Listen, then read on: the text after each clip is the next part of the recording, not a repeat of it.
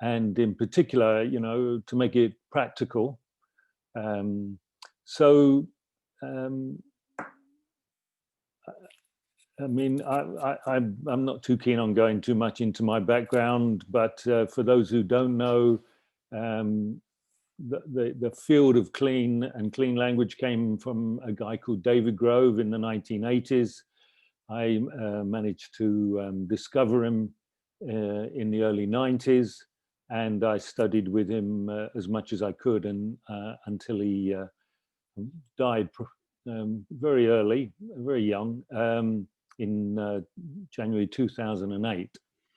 What I and my wife Penny Tompkins have been attempting to do since we came across his work is to capture it, to be able to put it into some models that are learnable, and to propagate it to areas outside of the psychotherapeutic field. And the fact that we're having this discussion, there's so many interested people from the Agile world, proves that it's working.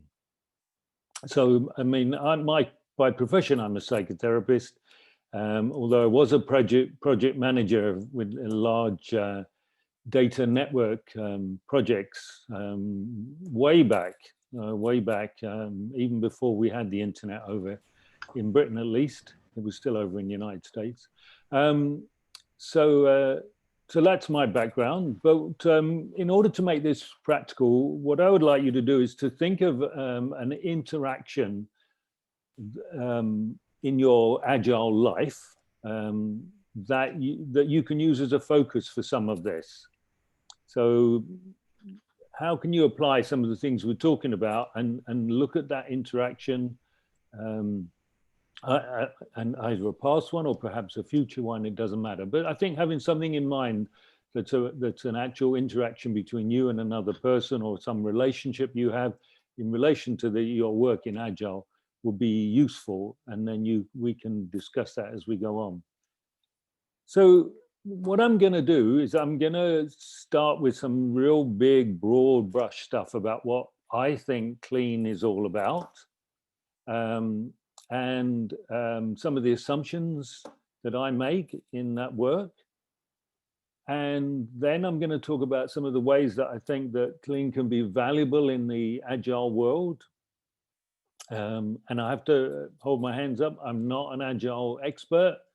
I've read a fair bit about it, and I've discussed with a whole number of people in the Agile world, but I can't claim to be an Agile expert. So I'm hoping to learn about how Agile works from the other side as well, how it can we can mutually learn from each other. And then we're going to hone down in on the topic. And the topic is about leading through our language and not leading through our language. And the basic premise is, if you don't know about leading through your language, then you don't know whether you are or you're not, and you can't do anything about it if you choose not to. And it's not an either or. You can't not lead, but you can understand how language leads and therefore have more choice. And most leading, in my experience, is unintended. So that's where we're going to go. And then we can look at some specific examples, and we can have a discussion as we go along. So if there are questions that are going along, and I don't know whether Pierre will be agreed to this, but if you need clarification about what's going on while I'm giving this little introduction at the beginning, perhaps you can feed them into Pierre, and he can stop me and ask me. I won't be able to look at the chat. I can't do two things at once. So let's see how it goes. Otherwise, bring them up afterwards. So it'll be a little bit of a chat here, I don't know, 15, 20 minutes, some examples, some discussion. We'll have a break, and then we'll come back and do some more after the break. Okay, are we ready? So just in case there are any of you out there haven't heard of this expression clean, which kind of sits in parallel with this idea of Agile in terms of it's one word that sums up a whole field. Let me give you my take on it. And I suspect that if you asked everybody in the room here what their take on Agile was, you'd get 50 different answers, and the same as in the field of clean. But this is my take on it. And in fact, I spoke to Matthew Dobwell, who's on the call here. Thank you for coming along, Matthew, the other day, and asked him, what do you think clean is in a sentence? And he said he thought it was a way of inquiring into people's experience. And I thought that's a pretty good definition for me, but I would add a rider on, which is while radically honoring that experience. And that's the challenging thing to do. In order to do that, then what David Grove came across was a way of relating to another person's inner world, that private inner world that only they know about, and only they know a bit about it, that in my experience is pretty unique. And so what we're going to look at is how language does that, and how it can both encourage that investigation, and it can also get in the way as well. So let me just show you a couple. I'm not going to do many slides, but I'm just going to do a couple to situate clean language, these expressions you might have come across. So let me just put up a slide.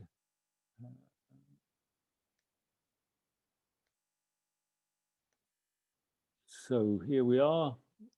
So this is the man himself, David Grove, and the basic ideas: clean language, the ideas of way of working with metaphor, the way of interacting with a person's inner world. The whole stance and philosophy originate with this amazing man. But when I talk about clean, this is what I mean. Clean language is often used as a kind of synonym for all sorts of things within it, but I prefer to reserve clean language for the actual behavior that you can observe. It's the things that people say, it's the way they say them, it's the way they use their gestures and their body. Clean language is observable. You can record it on film, in my opinion. It's at that level. But actually, it's really a series of questions, ways of delivering those questions. In and of themselves, they don't do very much. What you need is some kind of process that strings those questions together for a purpose, in a context, and provides a framework within which those questions get asked. And so those are the clean processes. When I last counted, there were kind of about 20 that were well documented. That I knew of, probably more by now. And the particular one that I and Penny Tompkins devised, we call symbolic modeling. And we'll say a little bit about that later on. But sitting over the top of that, or perhaps all around it, is this, the clean philosophy, or a clean stance, or the assumptions about the way to work with clean. And when you get that in the muscle, then you can ask all sorts of questions that are not on the official clean language list and still remain clean. So what is symbolic modeling? It's got 4 main components. And clean language is at its heart. It focuses in particular on the metaphors that individuals come up with. It's a modeling methodology, and it's got this outcome orientation process for working, which is not the same as goal setting, I would add. And let's come on to that in a minute. So that's clean language, that's symbolic modeling, that's the field of clean in my opinion. And I think we have Judy Rees, who's amongst us, to thank for using clean in this way. I think Judy and Wendy Sullivan were the people who really promoted using clean as a kind of label for the whole field, and it's cool, Tom. Nice and simple. So what are the assumptions? What are the assumptions that I make behind this way of thinking? Well, first of all, you have to assume everybody has an inner world. I also assume that everybody's inner world is unique, but there's enough overlap between those inner worlds that we can communicate occasionally. I also make an assumption that that inner world that we all have has regularities, has patterns, it's organized into a coherent and consistent way. And that those patterns may evolve over time, but they have a consistency and an internal logic that makes sense within their own structures. And when you look at those structures and the way they're organized, it seems to me they bear the hallmarks of a self-organizing system. And that's the way that I imagine and relate to them. And so what we know about self-organizing systems, I think applies to the inner world, which is both made up of a person's mind, what's going on in their body, what's going on inside, but also their perception outside as well.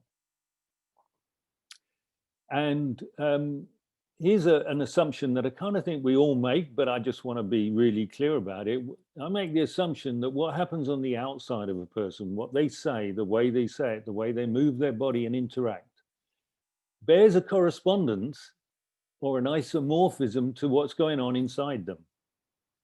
And if there wasn't a correspondence between what goes on in inside and what goes on in outside, actually it'd be really difficult to communicate with that person. And there are some people, unfortunately, I think, who struggle because of a lack of traditional correspondence, at least. But for most of us, there's a fairly clear correspondence. And so we can take what happens on the outside and use that to infer some things about the model of the world that a person is working with on the inside.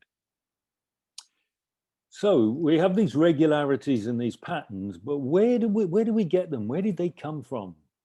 Well, the fascinating thing to me, at least, is that when we decided how we were going to perceive the outside world, when the human mind and perception evolved to take into account spaces and time and organize things into hierarchies and all of those kind of things that we did with the outside world, basically what we did is we just borrowed that and we organized our inner world at exactly the same way.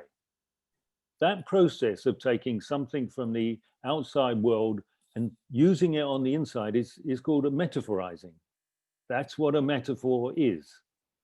A metaphor takes something that's intangible, it goes off and finds something that's more tangible, that's more experiential, and it says it's like that. And we do that with our mind. So basically everything that happens in the mind, as far as I'm concerned, is in some ways metaphorical. We've learned to add concepts in and various other things, but by and large, all the processes and certainly the ways of describing those are metaphorical. And that's why metaphors are so important. If you want to understand about a way a person experiences the world, not the content, but the manner in which, the way in which, you need to listen to their metaphors and take them literally, paradoxically. So, metaphor is the mother tongue of the description of the inner world. And in fact, it's almost impossible to describe what's going on in the inner world in any kind of meaningful way without reverting to metaphor. And it's, it's only about 30 years since the academics realized that actually we all use metaphor all the time. We don't just have to be poets and artists. I mean, and just let's look at the word agile. It's clearly a metaphor. Scrum, clearly a metaphor. Sprint, another one. Velocity, method tailoring, waterfall. These are all very obvious metaphors. But so is impediments. There are no impediments to a project or to a sprint, except we can imagine things as an impediment. But it's a way of seeing the world. It's a metaphor. Backlogs, another metaphor. And while in the computer world, we may have moved on from files and folders and desktops, everything that's represented in a computer is a metaphor. Everything represented in a computer is a metaphor, because it's represented as something else that we can make sense of. It's not what happens, to my understanding, at the heart of computing. We don't have images in computers, but we represent them in images and sounds and the like. And we use space to organize things and time, just like we do inside our inner world. So what I said at the beginning was that clean was this investigate, this way of relating to another person's inner world. And what makes it special, okay? Because we're doing that all the time. We all understand people have their own mind, their own way of thinking, and we relate to that. But in the clean world, we have a different way of doing it. And that's what makes it a little bit special. So first and foremost, the principal thing about a clean process is you acknowledging the other person's inner world just as it is. It sounds so simple to do. So many people will tell you that they do it until you examine what they actually say they do, and then you'll find it not quite honoring it or acknowledging it quite as closely as they could. Secondly, in order to do that, then we have to somehow separate our inner world from their inner world. If we allow those two to be together in our own mind, and we don't separate, we have no idea where did the source of any idea or thought or belief or request, where did it come from? And so if you separate out those two, then you know what's yours and you know what's theirs. And then you can make some choices about it. And thirdly, then, in order to do that, you can't have an ordinary dialogue. You can, if you get good at this stuff, it can look pretty much like an ordinary dialogue, but it isn't. And in fact, it is what David Grove called a trialogue. So you have the person here, say me, asking a question of another person. That what we have in the third part of the trialogue is the other person's inner world. And so what I'm attempting to do is relate to that inner world, both the person and their inner world, but not as just one thing. They're not necessarily the same thing, at least the way I relate to them isn't. And so I'm relating to that inner world. And in order to preserve that inner world as it is, in order to honor it, I have to find a way of doing something with my inner world. Otherwise, without trying, my language, my gestures will contaminate or impose themselves or disrupt the other person's inner world. And they won't be able to just make sense of their own thinking, their own way of being in the world. And then they won't be able to tell you what it is. What will come out is some mixture of you and them. And one of the things we're trying to do is get people to authentically speak from themselves. We want to know the authorship of what people say in order to know that's what they think and feel. And then when we can make some decisions about it. So in order to have this trialogue, clean language comes in really helpful. And at the same time, if we're going to ask questions about people's metaphors, David Grove realizes that metaphors don't have a very long half-life. They don't hang around very long if you ask them ordinary, everyday questions. I mean, my favorite is imagine a friend of yours, you sit down there and the friend of yours goes, you know what? I'm going through the dark night of the soul. You can't say to them, which night was that? Well, you can say it, but you've lost them. Because they're not talking in everyday world here. They're in the symbolic world, they're in the metaphoric world. And so you need to relate to them in that world if you want to have a conversation about the dark night of the soul that they're going through. So that's why we need clean language. And what makes clean language interesting is that, and I just want to be really clear up something here, because there's a real myth that clean language doesn't influence. That's rubbish on two fronts. One is all language influences. You cannot not influence. That's the first reason why clean language influences. The second reason why it influences, because if it didn't, it wouldn't be any use. It would be a complete waste of time. The question is, how does it influence? How does it honor the other person's inner world? How does it honor their way of being and have an interaction with them. How does he do that at the same time? And that's what clean language does. How does it do it? Well, David Grove was quite a remarkable man, because as far as I know, entirely off his own bat, he developed some of these a small number of questions that can be applied in loads of different contexts, and they allow you to have that investigation, they allow you to explore another person's inner world. You can explore your own inner world as well, but let's just talk about me inviting someone else to describe their inner world. And the interesting thing is, I have subsequently, not that long ago, discovered that there is in linguistics things called semantic primes. And what semantic primes are pieces of language that are so basic they occur in all languages, and they are the fundamental building blocks upon which all complicated language is built, and which you cannot define except through a circular definition of saying it's like itself. The only way you can acquire these experiences is through direct experience in the world. And some amazing linguists have spent decades combing through dozens upon dozens of languages in order to find out which bits of language, which concepts within language are universal. And there aren't many.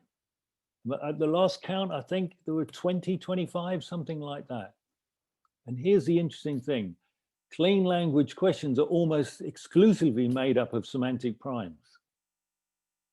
That's why they're universal. That's why they can be asked in so many different ways. And that's why they can be easily understood.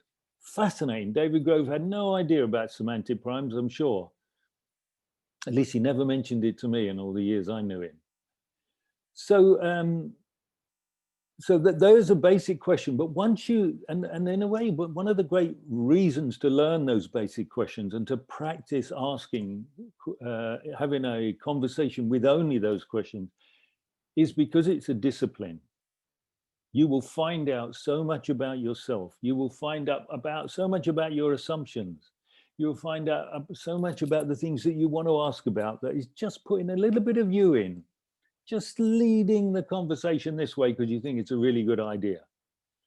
Now, you're great at doing that already. I'm sure all of you are really already good at leading a conversation and directing it the way you want to go. My question is, can you not do that? Can you allow another person to discover for themselves their own inner world, which they may not ever have really had a chance to explore before? And this can be done in a coaching or a therapy session or an interview over a whole period of time, 30 minutes or an hour or something. But it can equally be done in a 2-minute conversation. 2 or 3 minute conversation using clean language questions can get you a wealth of information that you might not have otherwise got. So that's my pitch, my take on the clean language. How is it useful in Agile? Well, Vincent very kindly pointed me to the very first statement in the Agile manifesto, and which says we are uncovering better ways of developing software by doing it and helping others to do it. Through this work, we have come to value individuals and interactions over processes and tools. And that's the level of clean language, individuals and interactions. Now, the funny thing is, in all the years I've been reading about Agile, actually you get very, very little about interactions and how two people interact. I've read books, there's tons of websites that are at the next level up about processes, about ways of doing things in nice conceptual. But I have yet to find transcripts of what actually happens in conversations. That's where interactions occur between two people or in a small group. That's where they are. And that's the level I want to get down to. Because it seems to me if at that level you can implement Agile philosophy, then it will work its way up. And you might want to through the teams and through the project management and so on, and through the whole philosophy. But it's got to happen down at that level. And that's what I want to focus on. So, and why? Well, it seems to me that what makes agile work is that interaction in a small team. And what makes those teams work? Well, actually, it's the same that make any good teams work. They need trust. They need to be able to provide feedback to each other. They need to be able to have shared models of the world to certain groups. They need to be able to ask questions and not feel that they're going to be shamed and blamed if they get it wrong. They've got to be open to learning. These are just classic things, and it's so needed in an agile world, it seems to me. And it seems to me that clean language, those are exactly the things that clean language support. And in my experience, both in terms of as a manager in business and in working with individuals, and especially individuals that get themselves into difficulties where they need some help, one of the key things that gets in the way of good relationships, healthy relationships, are the assumptions we make. And most of those assumptions are implicit or even hidden from us. And what clean language can do is help surface assumptions. And then you can say, do we agree with them or not? Do we want those assumptions? It's revealing those hidden assumptions that can make a team work so much better together. Similarly, I'm sure I'm not the first to realize that the quality of answers you get is related to the quality of the questions. And I think the clean language questions are high quality questions because they allow the other person such a freedom to answer in whichever way they would like to answer. And whatever they answer, it's perfect. That's them expressing themselves. At the same time, there's a byproduct that comes out of asking clean language questions. The other person or a team get to know themselves.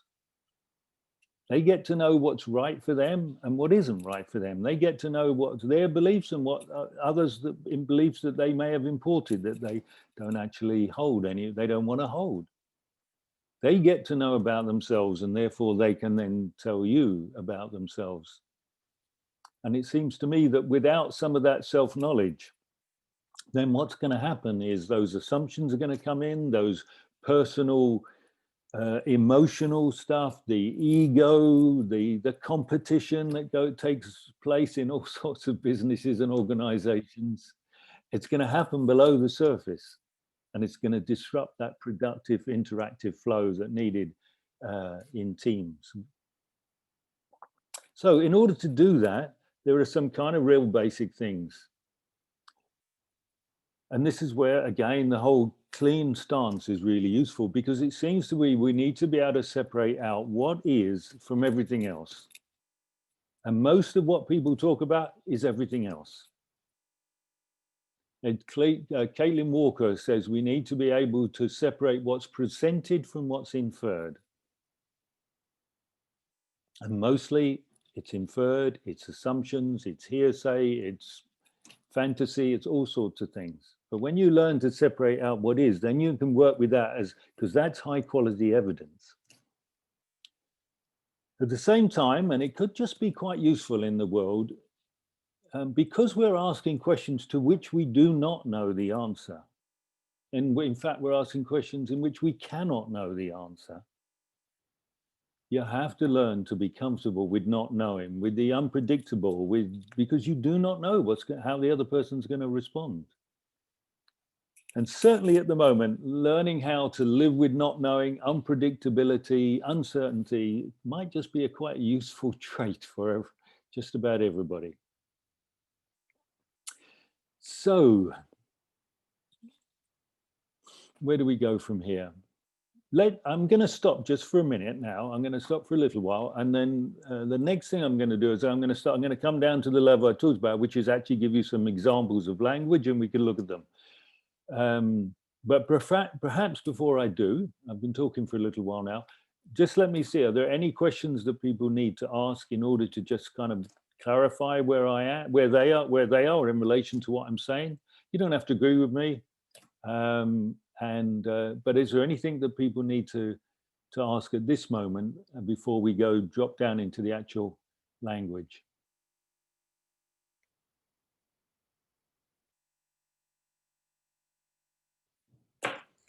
No question, even relating the link between clean and agile? Yeah. What links do you see? Kati, you're on mute.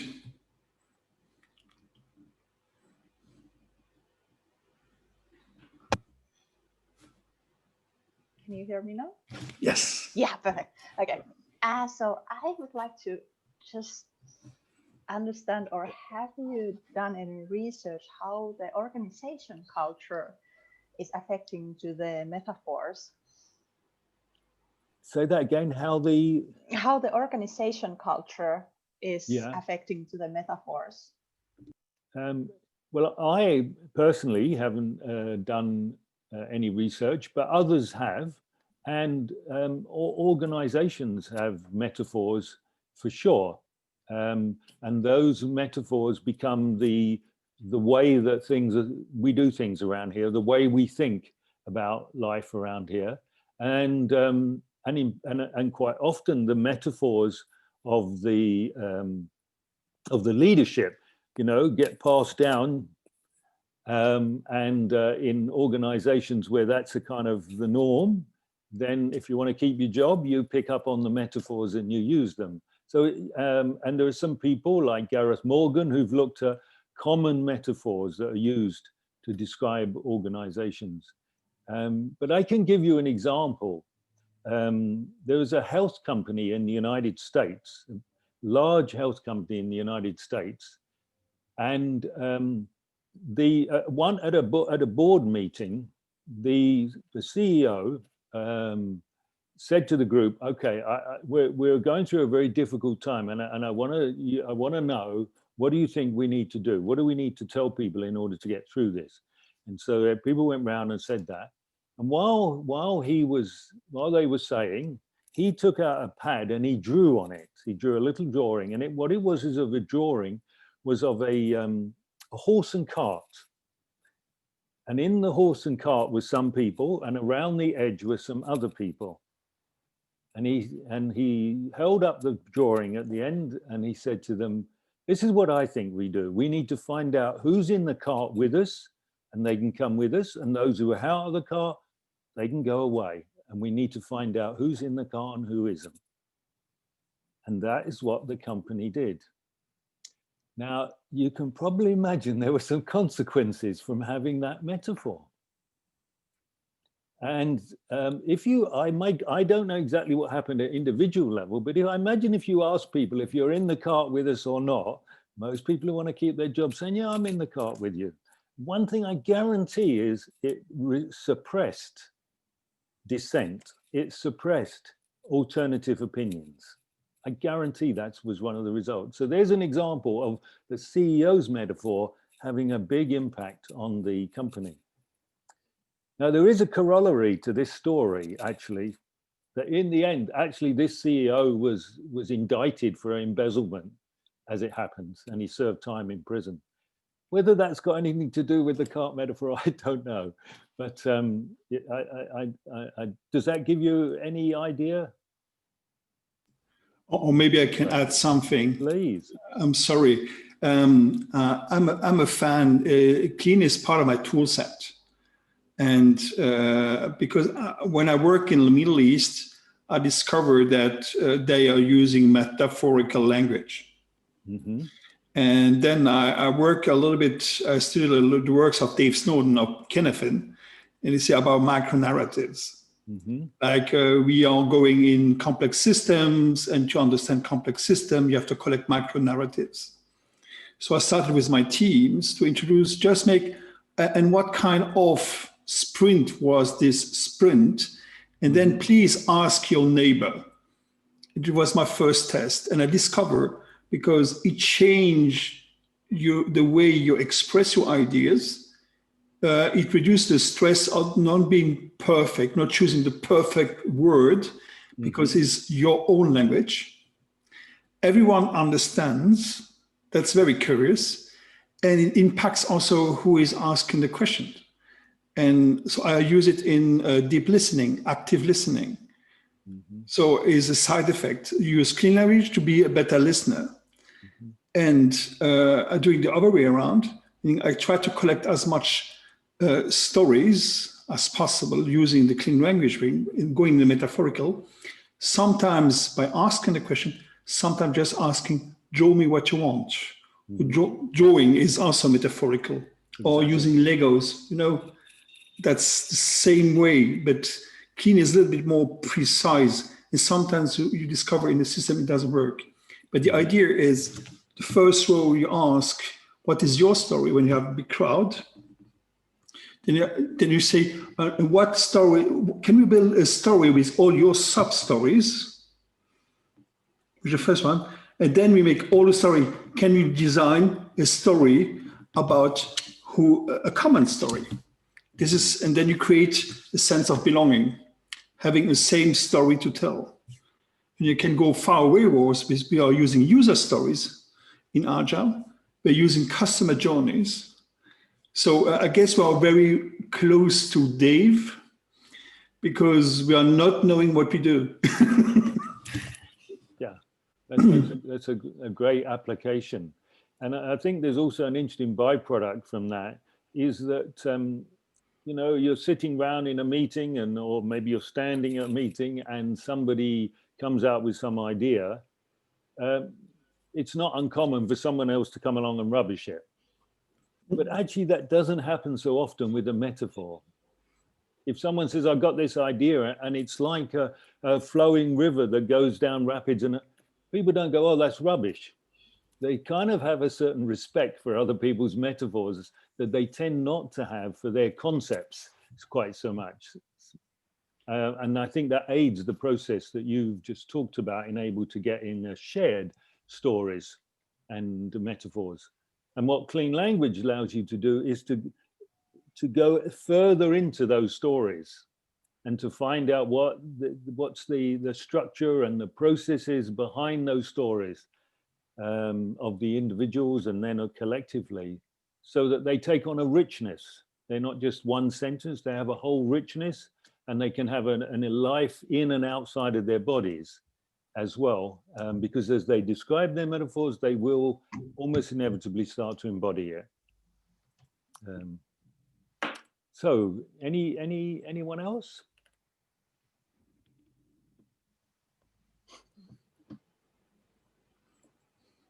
How are you doing about applying any of this stuff to that interaction that I invited you to think of, to pick a person or a team in your Agile world and say, if I take on some of these filters, some of these ideas?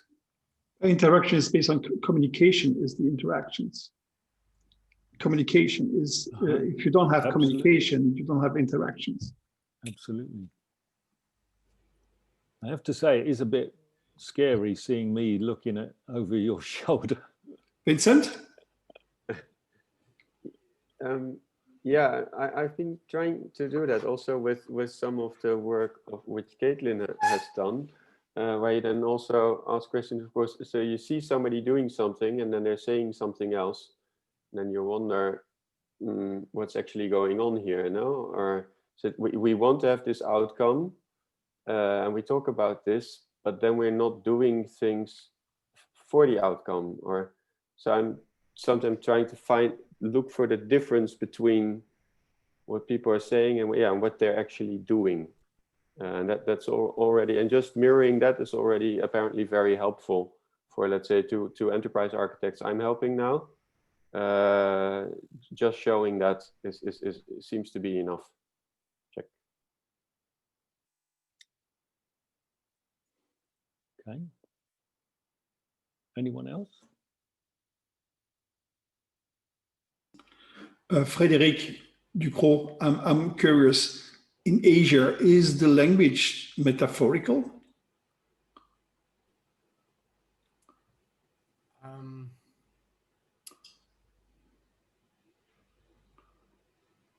Well, I would say probably the difference is people will express more directly in Europe the disagreement with an idea. In Asia, they wouldn't necessarily express the difference, but they would just ignore it.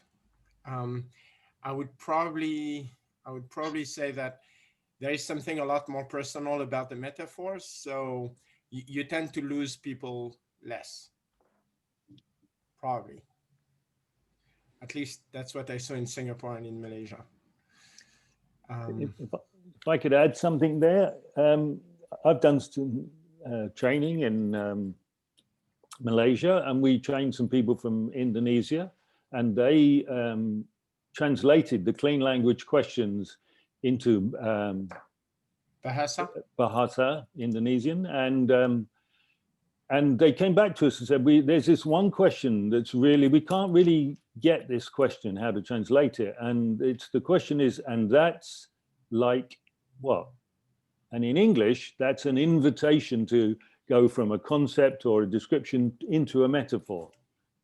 And so we discussed this, and well, the conclusion they come to was, because people speak so much in metaphor, there is no point of asking that question. You don't need to ask it. They will speak symbolically and metaphorically. This is what I was told, so much that there's no need to ask that question. So it seems to me that if there's any accuracy in what they were saying, then there's a lot of symbolism and metaphorical speech, at least in Bahasa Indonesian. It's quite challenging in French or German to have the same sense in the question, to not be aggressive. Tell us more about that, Pierre. No. I expect this question from you, Aidan. Okay. I'm very happy to oblige you. Oh, lovely. Thank you.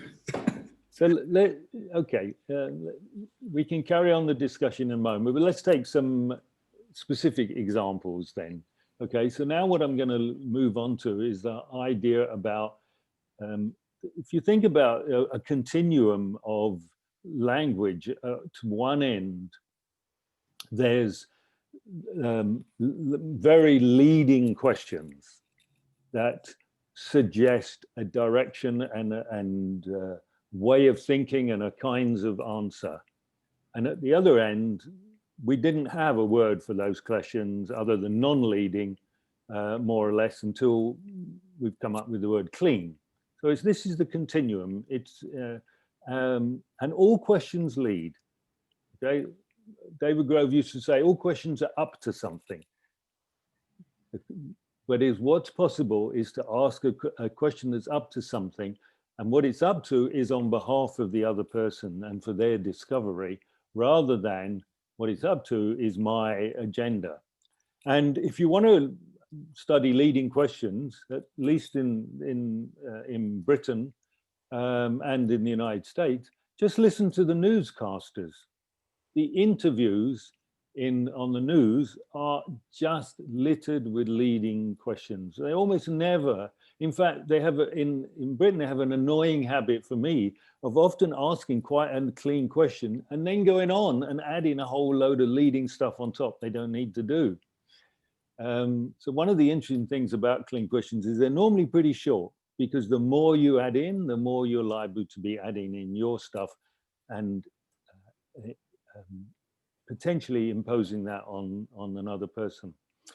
So the other thing I want to say is a little bit about how language works. Is just think about it. In order for a question to be understood, You have to take it in, you hear it word by word, it comes in, you make sense of it as it goes along. You don't wait for the whole question. The brain is already trying to work out what it means as it comes along. And then you get to the end of the question and maybe you want to answer it, maybe you want to say something else, maybe you want to reject the question. But actually, it's too late.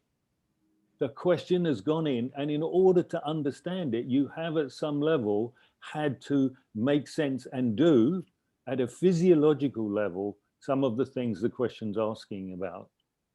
So the question, all questions will have an effect, even if they're rejected. So what we're trying to do is we can't get around that, but then clean language is trying to ask questions which give the other person maximum freedom. So let's have a look at, let's go to the leading end first. So I'm going to show you a slide in a moment. Share screen. Where we can look at, and so this is some research that myself and two colleagues of mine, Heather Cairnsley and Paul Tosey, have done. And we looked at lots and lots and lots of questions. In particular, we were focused on questions that were used in interviews where the interviewers were attempting to not lead too much. They were attempting to try and get genuine responses from people. And what we found is these are the 4 key ways that they introduced, that they, from our clean language opinion, they led. The most obvious is just by introducing content. So you add in metaphors and concepts that the other person has not spoken about, and somehow the other person has to process those. And so therefore, if they come back, start talking about those concepts, you don't know whether you're talking about your concepts or their own. You don't know what the authorship is then of any response. Logical presupposition is a very subtle thing, and it's easily explained through an example. And I'm going to give you a couple of examples on that. But one of the most common ones is when in the language presupposes that A causes B, or B leads on from A.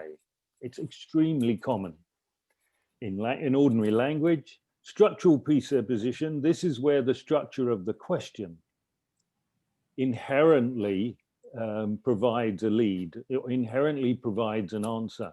So for example, if you start a question with do you, it doesn't matter what follows, you have implied that what follows exists.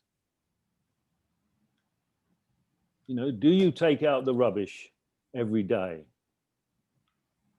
Implies there's this thing called taking out the rubbish every day. Now you can say no, but in order to process the question, I have to go in and go, do I take the rubbish out every day? And I've already now started to think about it. And of course, there's a tendency that I might go, yes, when in fact I didn't. So you see how that question narrows down a possible answer, even though a person can reject it. And then evaluation is the last one, where there's some kind of assumption that as the person asking the question, I'm in some ways evaluating your responses as right or wrong, good or bad, accurate or inaccurate. And all of those will have an effect that people, I believe, are less likely to be open and talk about their own experience if they feel they're being evaluated. So let's have a look at an example. So can you see this sample? Yeah, okay. So this is an example, what I find fascinating, this is an example of how to conduct an interview, a health setting interview. This is someone who works in a health service in the United Kingdom, and they were conducting surveys to find out what was it like to come back to work after people that had a serious illness. Okay, very important research, need to know what's it like to come back. So they interview this person who'd been off for 18 months after a heart attack. And their opening question was that, while you're in hospital and you knew you'd had a heart attack, How did you feel about it? Okay, it's a relatively clean question. They can ask it cleaner than that, but it's not a bad one just to get the start. So you get this whole response comes back. Just take a minute just to scan it. You don't need to know the detail. And the reason you don't need to know the detail is because we're going to focus on the next question.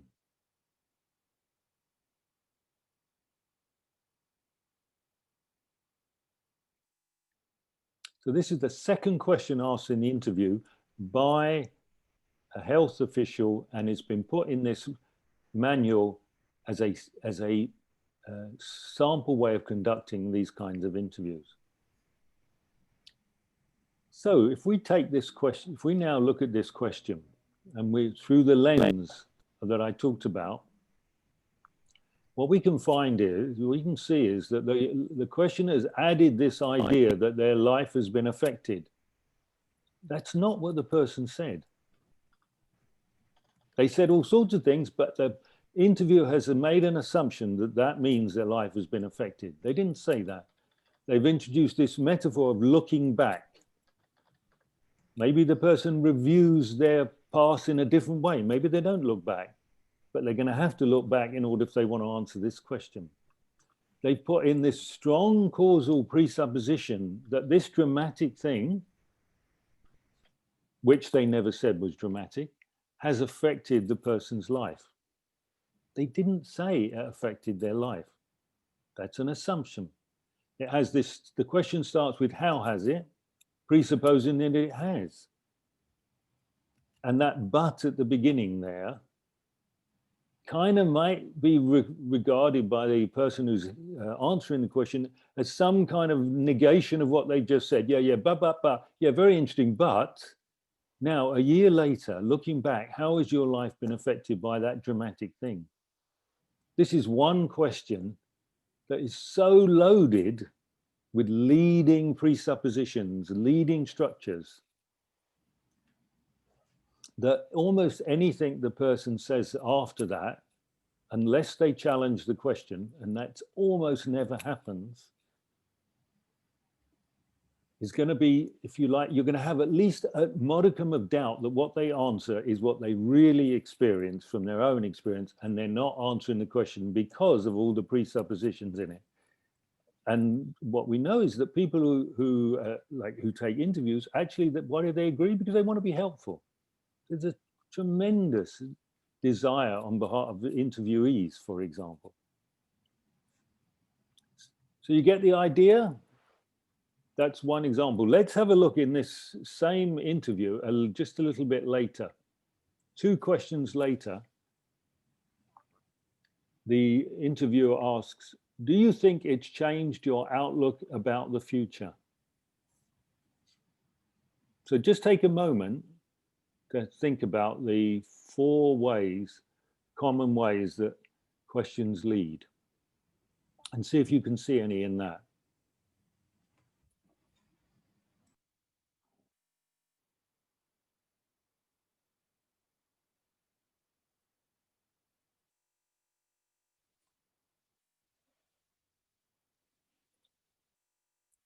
Well, here's some that I can see. So I didn't give you the answer to the previous question, but what I can tell you is the person didn't say, I think it's changed. So that's introduced by the question. Outlook is a metaphor introduced by the questioner. Again, another logic, causal logic in there is that the experience can change an outlook. And finally, that structure, do you think? There it is, a classic leading structure. And Sue, the person being interviewed, goes, yes, I try to think now. Now, what we don't know is what might she have said if she was asked a clean question that gave her much more freedom to answer without all those leading pushes, shall we say, encouragements, prods, call them what you will. So that's the leading end, and those are strongly leading questions. You know, but it's quite clear that the person asking them and the person who wrote the manual did not think they were leading questions. Because if you read the manual, it tells you not to ask leading questions. So what this whole talk is really trying to say is become familiar with what is a leading question, and then you have some choice over how much you lead and how much you don't lead. So just before we take a little break, any comments, questions about understanding how questions lead in those 4 ways? What did you get out of that?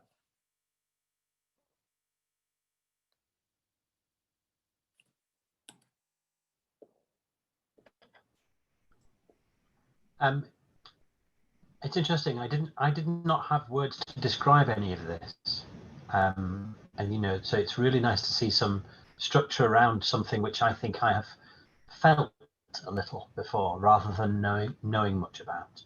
And I think that there's something in me which has rebelled against leading questions a lot in my life. Maybe, well, that sounds a bit grandiose, but certainly I felt myself chafing at leading questions without maybe being able to describe it quite so eloquently as we have in this last hour, if you know what I mean. So that's just something I wanted to share. And I think it's really important, because most people, I think at some level, have a kind of reaction, a little body reaction when they feel pushed to give a particular kind of answer. They kind of know that they're up to something. But under the pressures that people are in at work, and what we've heard is in Asian cultures, people might not speak up. It's very rare for someone to say, you know what, I think that question really doesn't give me a chance to answer the way I want to answer. How often have you ever heard anybody say that? You know, especially if that question has come from someone in hierarchy, above you in the hierarchy. So I think it's really important that you develop those signals, and then you can tell when someone else is putting you in those positions, and then you've got some choice. And one of the fascinating byproducts about being asked clean language questions is that you get to know your own experience. And so you have, and this is a warning, you have a bigger body reaction, or at least I get a body reaction. Maybe you have some different kind of reaction. You get a bigger body reaction when people start asking leading questions. And having been asked clean language questions now for over 25 years, woe betide anybody who tries to ask too many leading questions to me, because it really upsets my system. So I think it's really important, those signals that let you know. And you can assume everybody's got them to some degree. And so the question is, what do people have to do with them when they're put in that position? Anyone else got something to add on those lines? This remembers me a small video from the former Chancellor Willy Brandt in Germany. He was asking very leading questions by a reporter, and the only answer that the reporter get was yes, no, yes, no. So no information at all. But I tested this in the International Coaching Federation. When we're working in the coaching, what we call level 1, level 2, level 3, is how you listen. And we discovered that clean language was a big training for you to force you to moving completely out of level 1.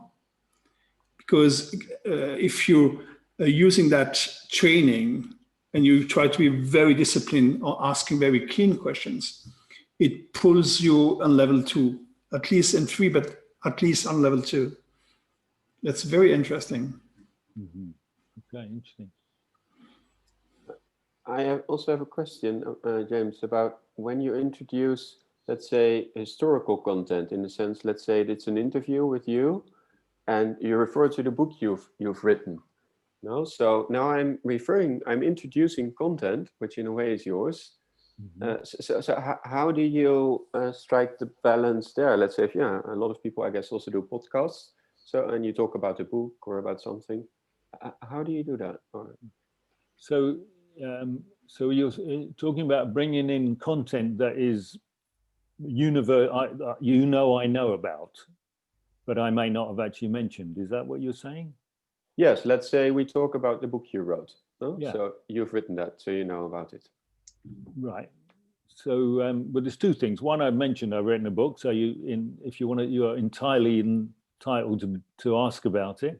But secondly, so this is where the context matters. Okay, and where there is shared experience, then you can refer to that shared experience.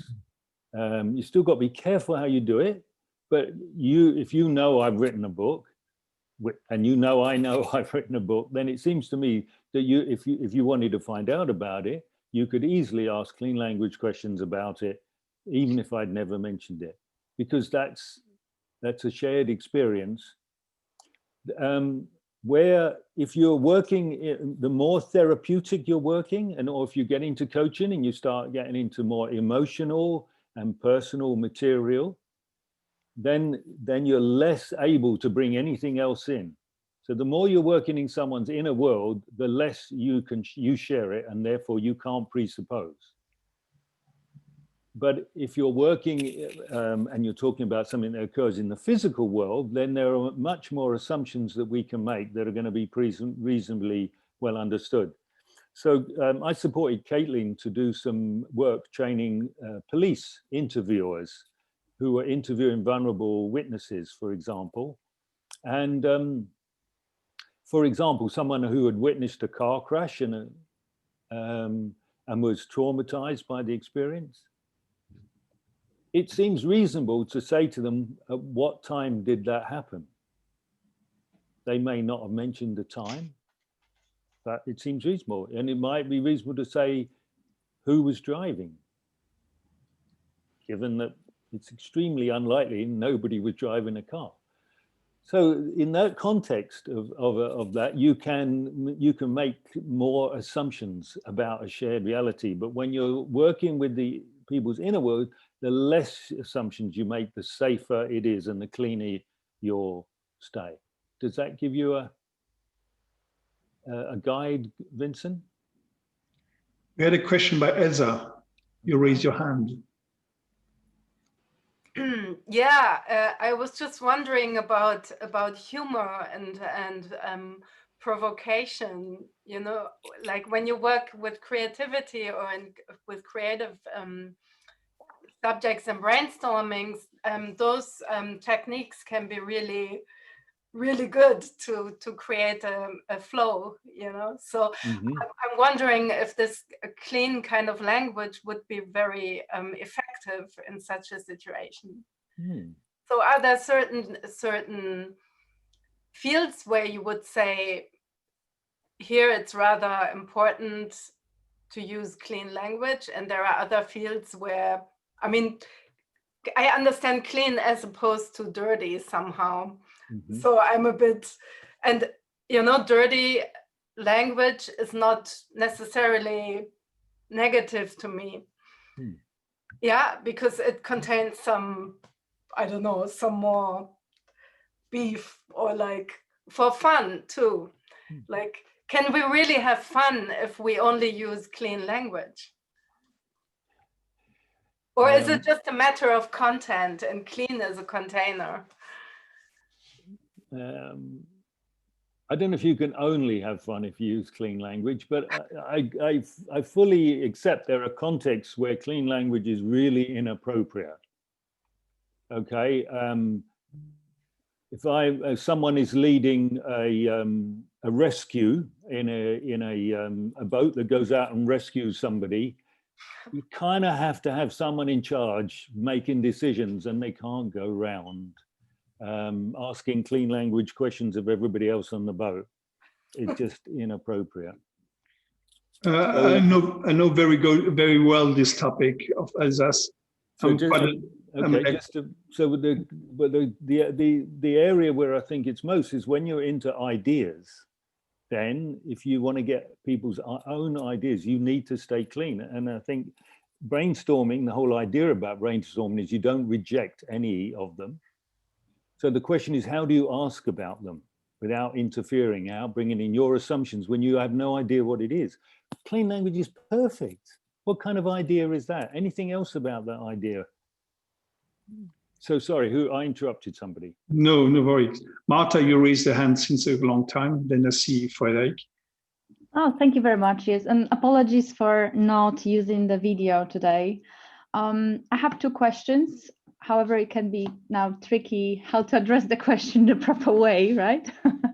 But I'm not an Agile practitioner, although communication and languages is the area I'm working with. I'm also in the international environment. So I wanted to go back to that metaphorical language. The question here is, can it be at some point confusing or misleading if we use the metaphorical language in international community where perhaps the understanding of the metaphors can differ? That's my first question. Okay. So my initial response is you can't not use metaphorical language. Okay. I guarantee if I ask you some question, you speak for a minute, you will use metaphors. You've already used several in that little introduction that you just used there. If you don't know that you're using metaphors, that's because they're so subtle. But believe me, people are using metaphors all the time. And especially if they're discussing anything complex or important to them or sophisticated things that are not that easy to put into ordinary language. So that's the first thing. So then it only becomes a question of how do you use metaphor when you're in a cross culture. And I mean, you know, it's a huge topic, but one of the ways actually is to take people's metaphors literally and not translate them. So for example, in England, we have an expression that talks about by the skin of your teeth. You get away with something by the skin of your teeth. You just manage to get away with it, to not be, have an accident or something. In some Eastern European languages, the same idea is by the hair of your ear. Now, when I'm going to be talking, I'm not going to translate that into the skin of my teeth. I'm going to ask about the hair of their ear, even though that's not an English expression. Because primarily it's in a different place and it's a different part of their body. So asking a question about their teeth doesn't make sense, but you ask about their ear, they'll know exactly what you're talking about. So I don't know if that helps, but there are bound to be miscommunications across languages. You know, you can't help that. What clean language can do is help to unpick some of those. And you had a second question, Marta? Yes, relating as well to the maybe language skills, because also in the international environment, many of us are not native speakers, and then probably the challenge of acquiring this language skills to the level of fluency and application of those metaphors is a bit of challenging thing. But what's your take on that? Is that something for non-native speakers can master, or do you have any suggestions other than reading the dictionary to improve that? But the thing about metaphors are they're actually much easier to understand than concepts. Why? Because they come from the physical environment and the way we interact with the world. Okay, so we talk about the stock market going up. Now, as far as I know, the market doesn't levitate. But up is a very common expression that occurs in all languages. Everybody knows what up is in all languages. And so therefore you can understand the word up, even if you don't know what stock market is. So I would say actually concentrate on people's metaphors. And here's the trick, take them literally. If you take the metaphors literally and ask about them. So when the stock market goes up, what happens just before it goes up? As a clean language question is going to get you some really interesting answer. And when the stock market goes up, then what happens? You're going to get masses of information from those two questions. You don't even have to know what a stock market is. in order to get some interesting information.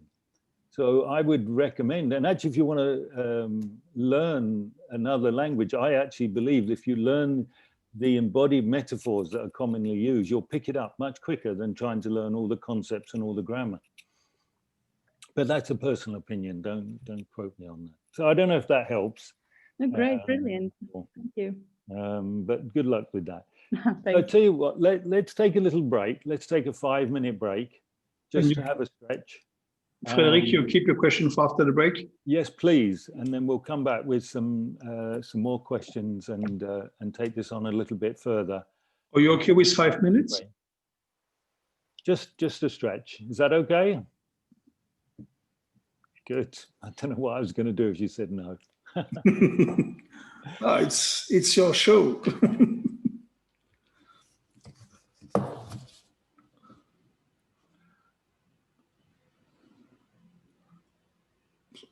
So we can keep chatting or not chatting or.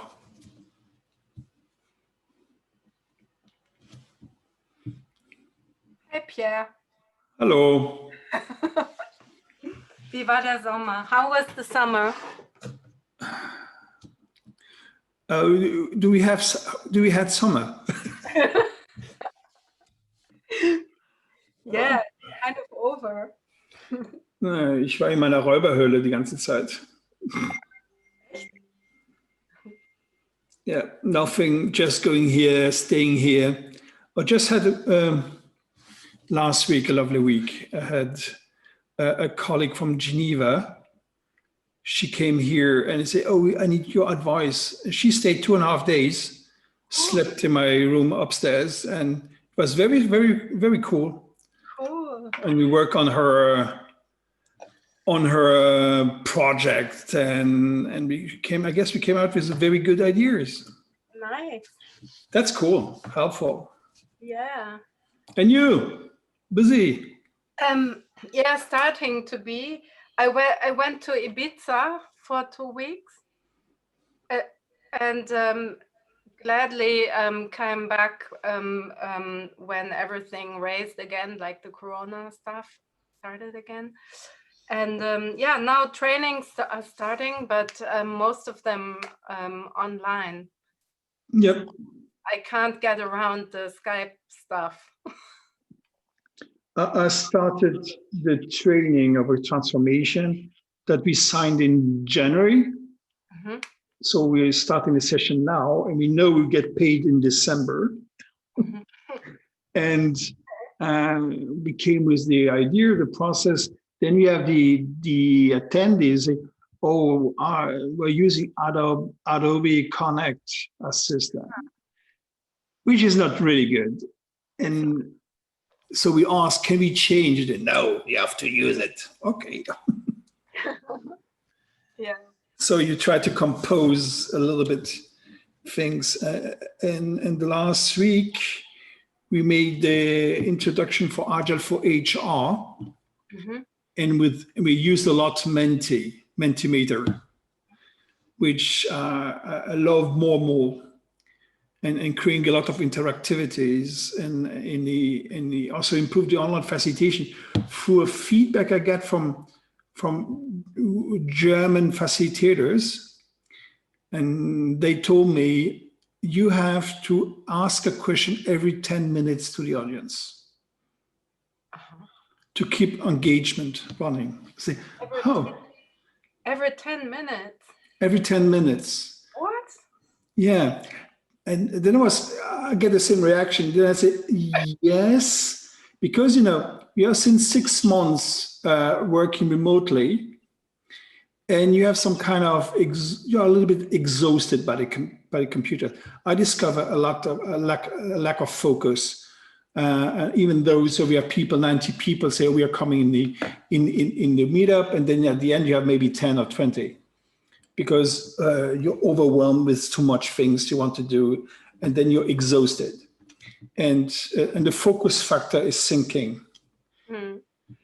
And so I changed this way of doing things. So every 10 minutes, ask a small poll. So we had this half a day we split the 1 day, so 1 day training in 2 half days, which is usually my trick. And 1 half days, we have 24 mentee questions for the trainings. One slide, you give a training, ask a question, one slide, ask a question. And then debrief, and you have a conversation with the debriefing. And this creates a lot of value. You say, oh, at the beginning you say, oh, theoretical sounds good. Then you say in practice, quite well. Yeah, okay, cool. Yeah, it's fascinating. And you can ask Judy Rees. I hope she left.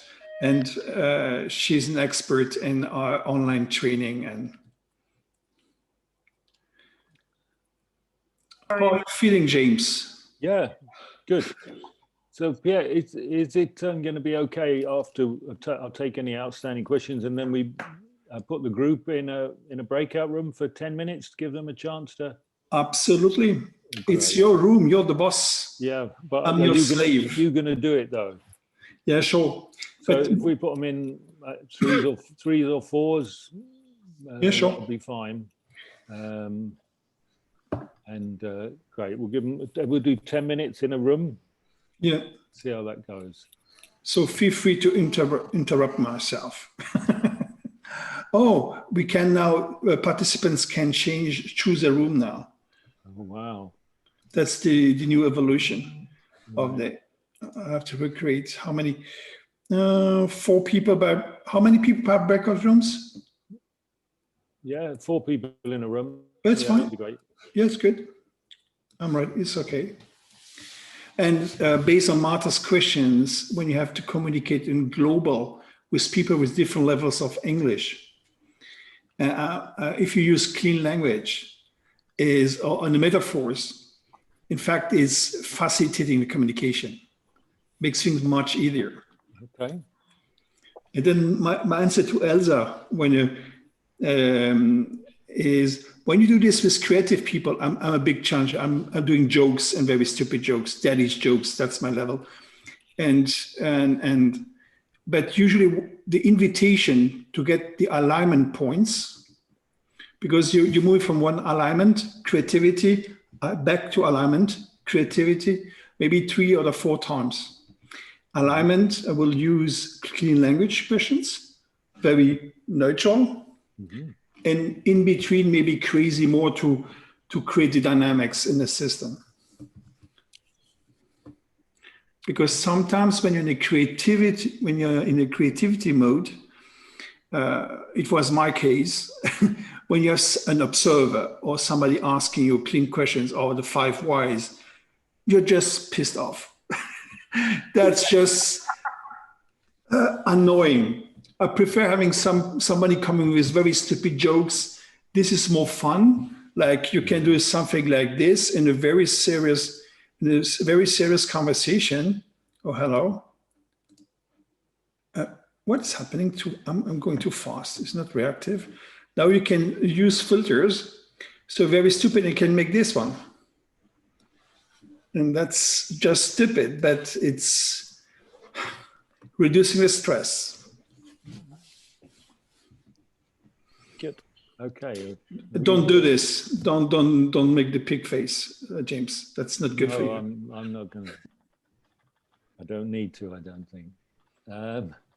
Okay. Let's continue. I have a question for you, just to challenge you a little bit. Okay. Clean language in politically correctness. You're going to have to give me a bit more. Usually when I'm speaking a lot with people in the US, and they use their secret weapon. I'm offended. They're offended just about because it's not politically correct, and so it's reducing your way to communicate things. And no idea. Yeah. So what's your? I know that can happen. So what's your question? So if I explain in one meeting, I guess Aidan was there. I started to make a story which was very funny. What happened to me in Tunisia, and then explain this from a metaphorical perspective. And the reaction in the audience was, "What are you against black people? Why are you aggressive against Africa?" I said, "What? It was my metaphor." So sometimes I've had the same experience in Asia, where I mean a common metaphor, at least that I was using when I was in Paris or in the US, was when you get close to something but you don't reach the part that interests you, is saying it's like being in front of Victoria's Secret lingerie store, but you can't get in. I've had a good friend of mine who told me, well, after you said that, I know clearly there are certain groups I'm never going to bring you in. So I guess there is indeed a certain correctness to the metaphors, and there are certain things that will sound very innocuous and very acceptable in certain circles and really not in others. So how do you address that? And maybe that relates to the question I wanted to ask. So maybe I'll ask this one first, if it's okay. Okay. Well, you know, I mean, in a way, the whole notion of clean language is attempting to be sensitive to the language that other people use. And to some degree, to a large degree, it depends how much are you attached to your own descriptions. Because if I describe something in some way and someone says they're offended by it, and my likely response would be, how would you like me to describe it? And then I'll carry on using that, assuming what they've said is a reasonable way of doing it. I've worked quite a lot in the neurodiversity world, and there's tremendous discussion about the proper way to describe someone's disability. Even that word is shunned in certain fields and with certain areas.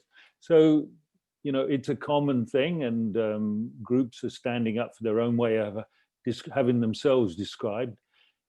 It's kind of like, I don't mind what people want to call themselves or want the way to describe what I mind. And if they want to think, if I tell a metaphor and it's a genuinely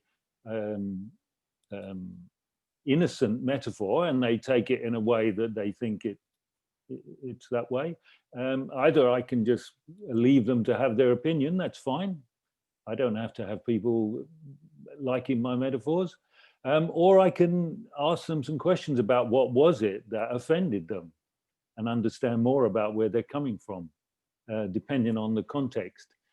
But, you know, I think it's a really important question. How much are you attached to your own words and your own descriptions?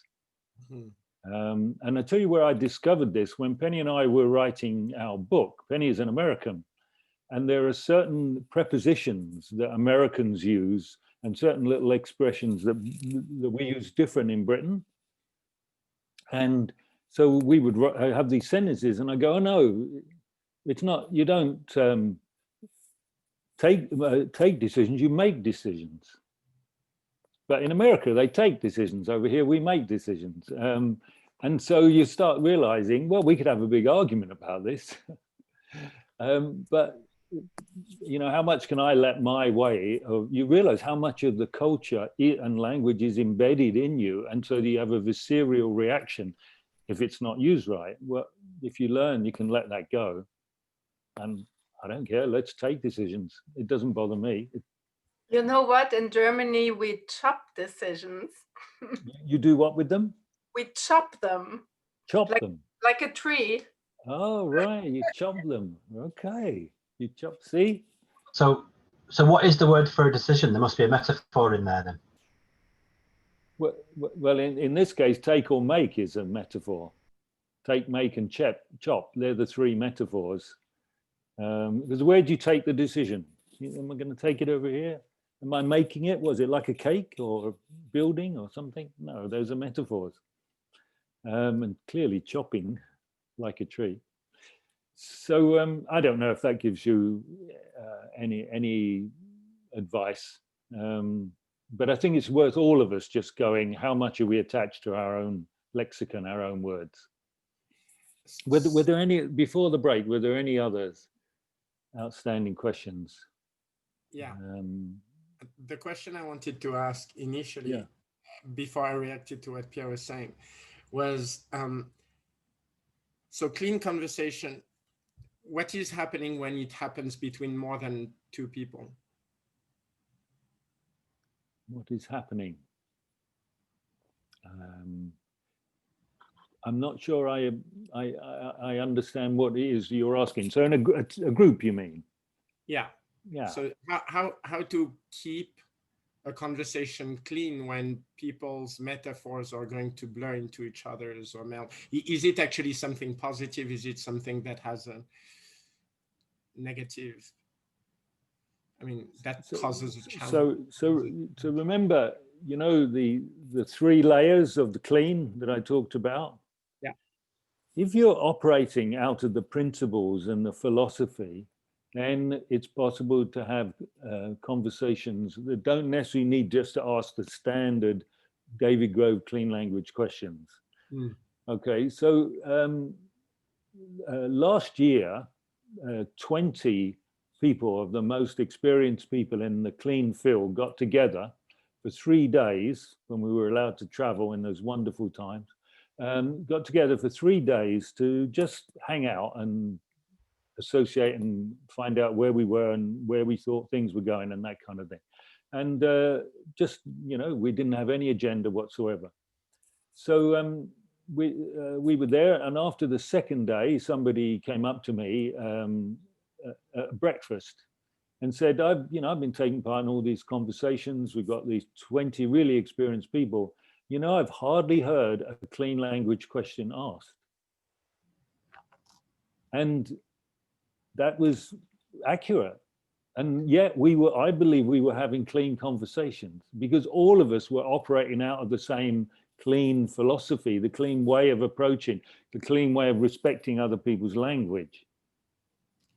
And so when you get this enough in the muscle, then you can have those conversations that to the outside might look like an ordinary conversation. And then clean language questions were asked when there appeared to be some disagreement or when there was some confusion. Then people would revert to asking the classic clean language questions. But the rest of the time, we didn't actually need to, because the way we were operating was very respectful and very curious and very attempting to understand the other person's viewpoint and not impose ours. And so 20 of us could have those conversations. I don't know if that helps answer your question, because I can't give you a specific answer to it. It's too big a question in a way. But what's your reaction to that? Was my thoughts. So it's a good example because I was not concerned about the clean questions. I was concerned about the how to maintain something that I couldn't name, but which is what you described, a certain state of flow or openness or respect for each other's opinion, which doesn't always happen because in organizations there are often authorities and turfs and things that are going to operate under the table and that will lead to certain rituals of talking instead of having this openness that you're describing. Yeah, I've seen it happen, and it takes some, brave characters within that to name that's what's happening and say, what are we going to do about it? Yeah. Okay. So the example was good. Okay, thank you. Were there any other ones that I missed this morning, this first half? I think Stefan had a question in here which somebody else answered, so I don't know if it's worth airing that one. Okay. Shall I read it out? Yeah, please. If Stefan's still here. If not, we can all benefit from the answer anyway. Blah, blah, blah, blah. I have a question about active listening and clean language. In active listening, reframing what the partner said should build rapport and indicate that the person has been understood. Is that aspect neglected with clean language? Question mark. Or would you recommend using these clean questions in addition to an active listening approach in the same conversation? Question mark. So I'd go further to say that in clean language, we shun reframing or rephrasing or summarizing or paraphrasing what somebody else has said. And there's a number of reasons for that. First of all, you will inevitably change it. You know, that's the first thing. Secondly, it takes effort. It takes effort to take what a person said and goes, oh, well, let me, are you saying this? And do you mean that? And it's like, that's hard work. And if you just using their words is really easy. So that makes it much easier for me if I just use their words, their expressions for a start. So I don't need to reframe them. Secondly, if I do rephrase or reframe or whatever, there is at some degree a chance that that won't work for the other person. So what do? They either have to tell you, oh, no, that's not what I said. No, I don't mean that. And then now you've got to go into this situation, and whatever you were talking about before has probably got lost. And what's worse, maybe, is that they won't tell you they don't agree with you. They won't tell you that you've messed up their words. They'll let you think that the way you phrased it actually works for them when it doesn't, because they're not prepared to tell you for whatever reason. And that's worrying, because then you go away from the meeting or the conversation thinking, oh yeah, I know exactly what they mean. And you don't. So it's just simpler to use their words. You'll get, and there's another physiological reason for it, okay? I can't speak for every language, I can speak for English. A large proportion of the words in English, especially metaphorical words and words that describe physical things, the words are not accidental. The manner in which we say them has a relationship with the event itself. So a great example is, if you think what you do with this, just to yourself, say this, say push and say pull. Now, what do you have to do with your mouth in order to say push and pull? Well, your mouth pushes or it pulls. So in some ways, you're not only getting the sense of the word, you're not only getting the metaphor, your mouth is actually, and your vocal cords are actually getting an embodied sense of what that person means if they've used push or pull.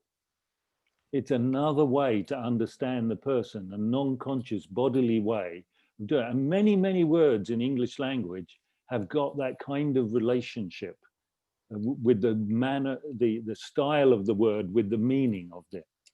And so that's another good reason for just using their words, because it will help in your understanding of their things.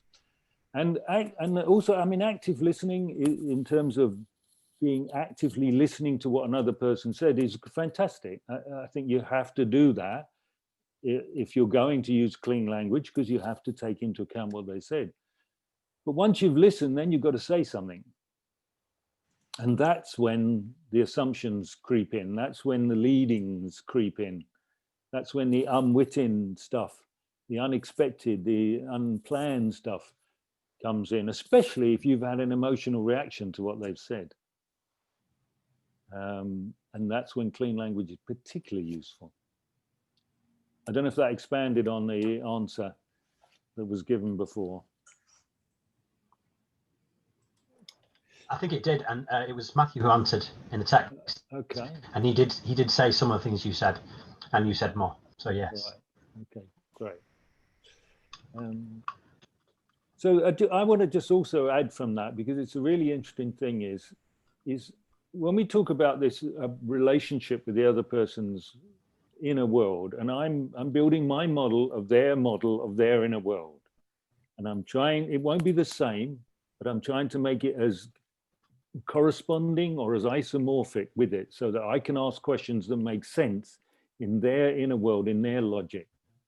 And if I am thinking other things, if I'm paraphrasing, if I'm wondering about, oh, this is a bit like so and so. Oh yeah, I've heard this before. I remember that reminds me.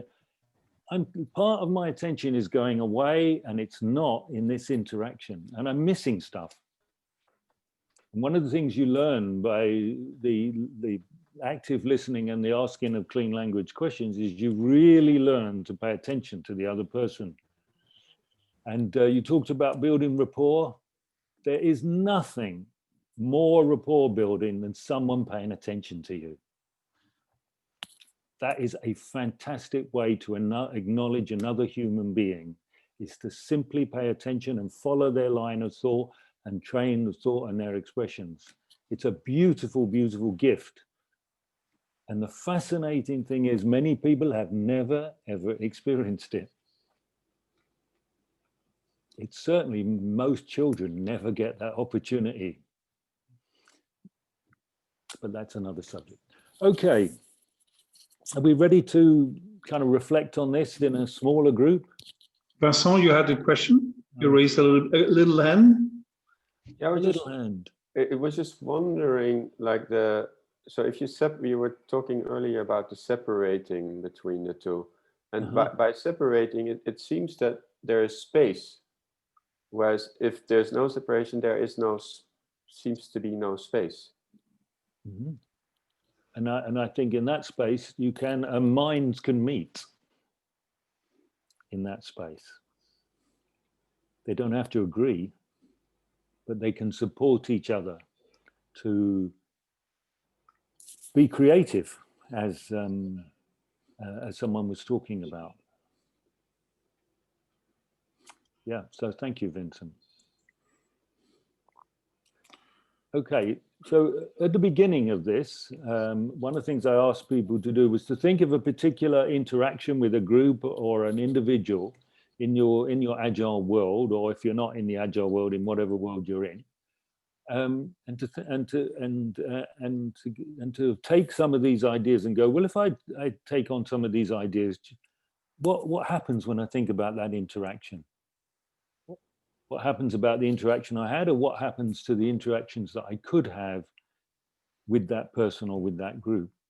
And so that I'd like you to take that and as a way of reflecting on what we've done so far with some of your colleagues here.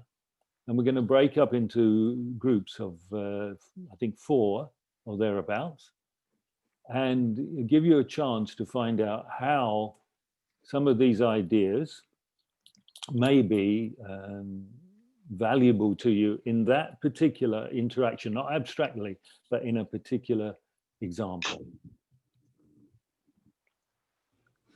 Does that instruction need any further? Apparently not. Off we go. No, we have people leaving. Okay. Not a problem. Well, I've saved the best for last, so they'll miss. Yes. Okay, I recreate the rooms, and 10 minutes, is that okay? Yeah, 10 minutes is 4 people, 10 minutes, fine. Couple of So minutes each. Automatically you will come back. It's not me playing the dictator. Okay, I open the room on 3. So I recreate the room because people. Yes, Aidan? I lost network, so I missed what we're about to go and do. If you could give me a 30 seconds. Oh, you already know me. That's okay. Oh, cool. So again, so we have a lot of people leaving. So Get to know Pierre, yeah. I recreate the rooms again. Okay, and open a room. See you later.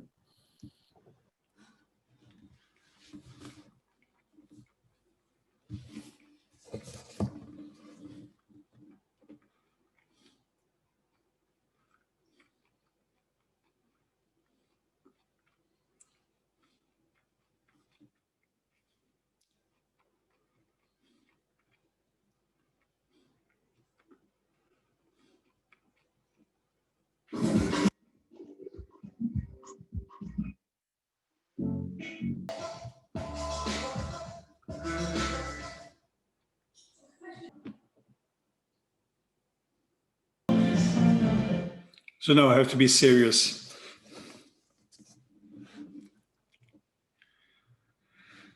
You could be a small bright star and be serious. Are we back? It's not possible. And this is how the elephant died. Right. What kind of metaphor is that metaphor? What happens after the elephant dies?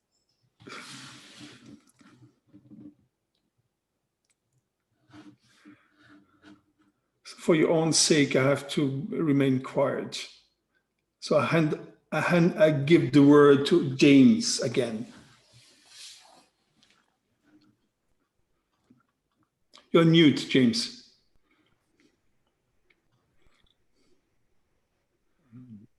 Okay, so we have just a few minutes left. Is that right? Suddenly the time seems to have disappeared. Time is very flexible. Okay, well, I'd be interested to hear what came out of that. Were they able to take some of this stuff and think about it in a particular situation with particular people? Because that's where it's going to make a difference. Vincent.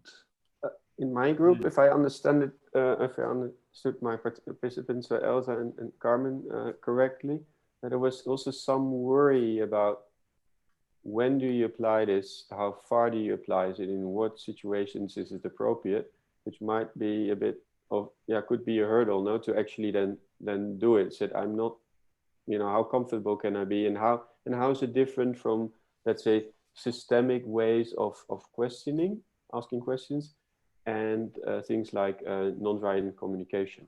Those were the things which came up, which I remember. Wow. Great. As long as you don't want me to answer those things. far too big a questions. All as I can say is I think there are obviously overlaps in many of those different processes. And so I think understanding the similarities and the differences helps you to tease out what's going on. Anything else?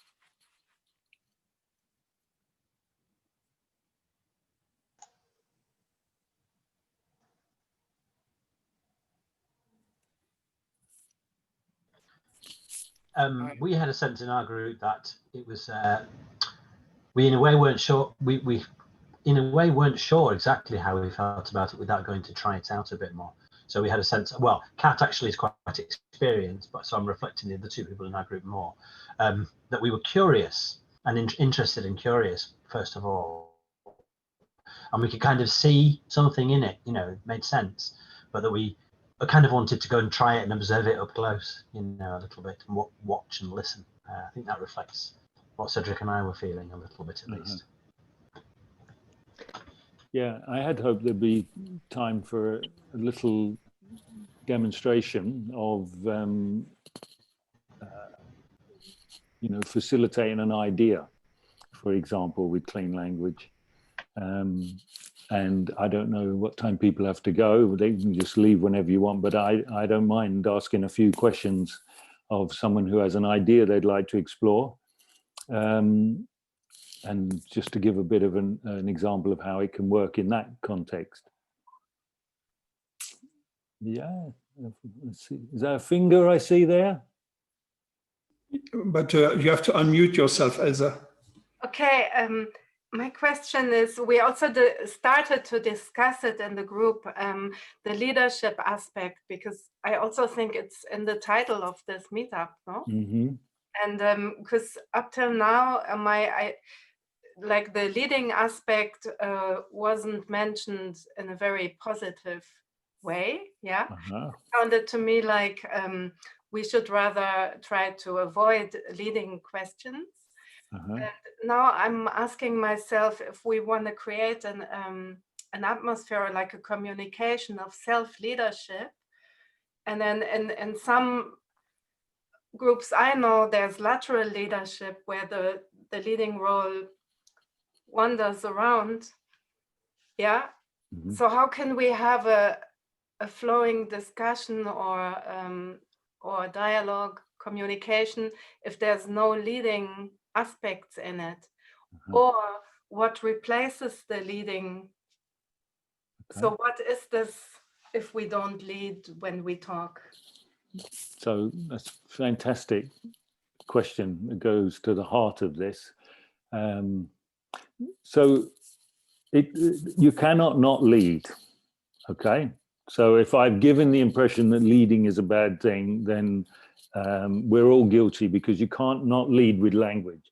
So the question is, how can you lead in a way that gives the other person, if we're going to talk about it individually, maximum freedom to respond the way they would like to, but at the same time offers some kind of, invites their attention to go somewhere.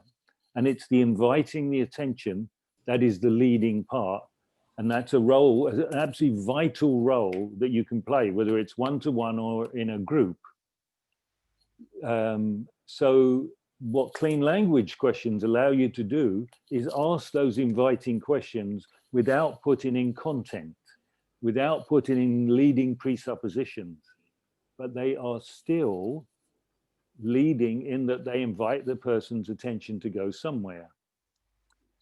So for example, can I ask you a question or two? Yeah. So let me think about this. So the question you just asked, where did the question come from?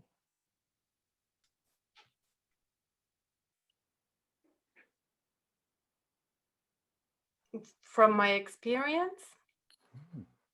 Okay. And what kind of experience was that experience that the question came from?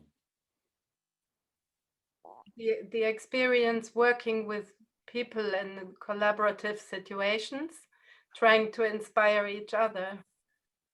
And also my experience in situations where it didn't happen, where the communication went wrong.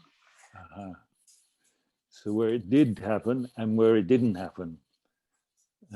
Anything else about your experience of where it did happen and where it didn't happen? Well, I can agree with what you say, that where it did happen, people kind of invited each other. And they also invited each other into their worlds of thinking somehow. Mm-hmm. So there was an openness and a willingness to not only stay with your own idea, but also enter the world of the other person.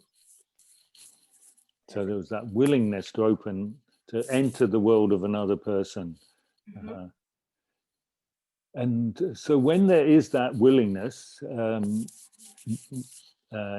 from your experience, you've seen that willingness in those conversations. And so that is where the question came from about how leading works in a group. Now you've heard what I said, then what? Now what? Then what happens? What do you understand about how leading works with clean questions? Well, I might understand that I can have, as content, I can have a lot of fun and crazy ideas and be very wild and stuff, for example, mm-hmm. and the other can be in their own wildness too.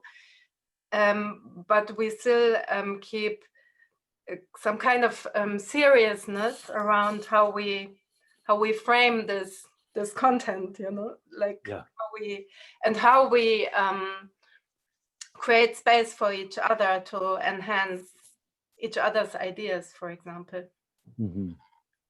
or how we listen to ideas to not lose something between the lines that might be very valuable. Yeah, those things between the lines. Okay, so I'm going to stop it there because it was just a little example of asking a few clean language questions. But even from that, you can see that I was an active player in that conversation. I was inviting you to, first of all, to go to the source of the question. Where did the question come from? And you went back into your experience. I then invited you to reflect on what kind of experience that was. and you told me about when you've seen the situations where it works and when it doesn't work. And then we ended up going, so, okay, having got that, now what do you understand? So we moved into an updating of your own experience. And that was my role. I had no idea what you were going to say. So in that respect, you were free to say anything. And I don't know if you want to, what's your experience of being asked those questions?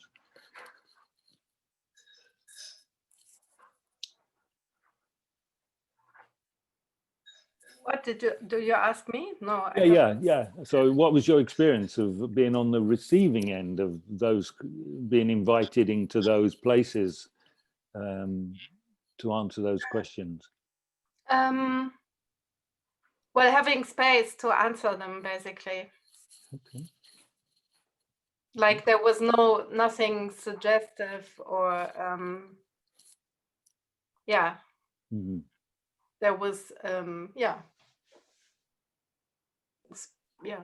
I think that's also what Vincent described before, when Vincent, you said that there's space if you don't step into each other's worlds. Right. Yeah. So for me, that even in those, I don't know, 3 or 4 questions, I felt I was taking a role, playing a leading role in this interaction, which was inviting your attention to go a certain place and responding to what you were saying. But I wasn't leading in the traditional sense of telling you what to do or where to go. So that's how I think that leading works in a clean language way. So that's hence the title, How to Lead Without Leading, in the traditional sense, but you're still leading because every question does that. Right. Well, I think we probably covered a fair amount of ground in our time. I was impressed how you're asking the questions. And I have to be honest and say, I tried to figure out like you're doing, because I've followed your trainings online. It was very, very tough to, I guess you mentioned in your trainings, paraphrasing is to remember everything. And you have to be really, really focused. And you did it very well. So I say, oh, yeah. You do this and you can just fall asleep. Yeah, I didn't remember everything. No, but I give selective. I give you the link to the Agile world. Okay. In Agile, we try to get the people as long as possible in the self-engagement and self-managing momentum when you have co-creativity. And we know, and this is called what you call complex systems. Mm-hmm. A complex system, it's self-leading. Mm-hmm. And you cannot control this like with natural authority. Mm-hmm. And we learn the leaders to not control, but to learn to not to serve, but to resonate with the system. Uh-huh.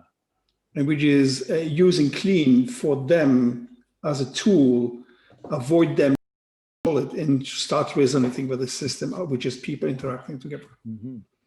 And what I would add is within the context and the purpose of the conversation, that, you know, that is a constraint on any conversation, is the purpose for it, especially in an organizational setting. There is always a purpose for it, and so that helps to channel the conversation.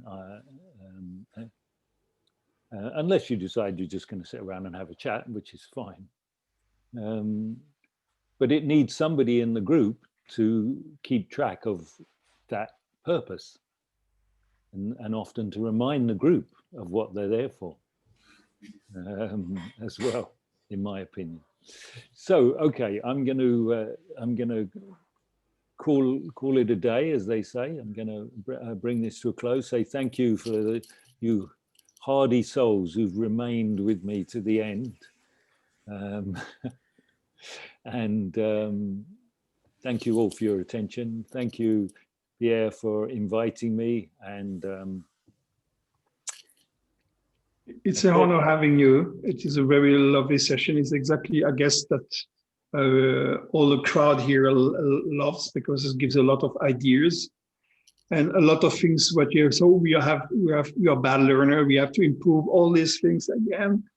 And very, very well. Thanks so kind for you for making this happen. All guys also to stay here. The last 13th, we had a peak of 38 guys. And the 13th of October, it will be the last clean topic with Annemiek. Oh, good. Oh, Annemiek, yeah. She'll bring a different perspective. I can. Yeah, so they had you, Judy, and then Annemiek. So we have different perspectives. Oh, wow. Fantastic. Okay, so thank you very much. Feel free to leave. I keep the channel open if you want to have a chat. And I will stop the YouTube live.